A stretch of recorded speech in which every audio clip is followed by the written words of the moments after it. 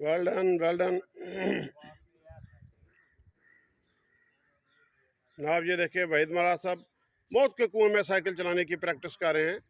यहाँ पर मौत का कुआं तो नहीं है, लेकिन इन्होंने एक साइकिल बना लिया, खुद से सेल्फ डेवलप्ड साइकिल है इनका।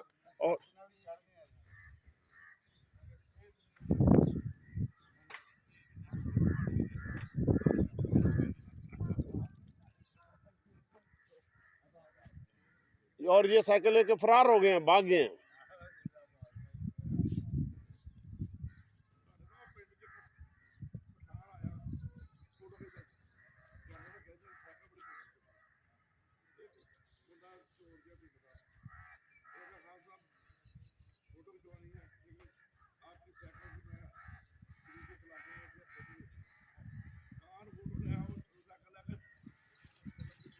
Good well done.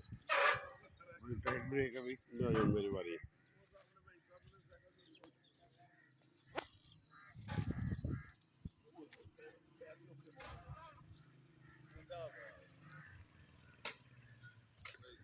इसके ना वो चेन ढीली है।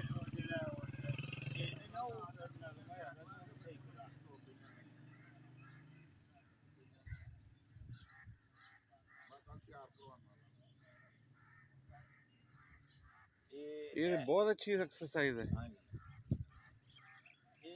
ਮੈਨੂੰ ਸੈਂਡ ਕਰਿਓ ਤਾਂ ਕਿ ਇਹਨੂੰ ਚੜਾ ਦਵਾਂ, ਮੇਰਾ ਚਾਰਜ ਖਤਮ ਹੋ ਗਿਆ। अच्छा कर देने। ਇਹ ਨੰਬਰ माशाल्लाह जी ਮੇਰਾ मिस्टर सलीम। ਹਾਂ ਜ਼ਿੰਦਾਬਾਦ। मेरे को भी साइकिल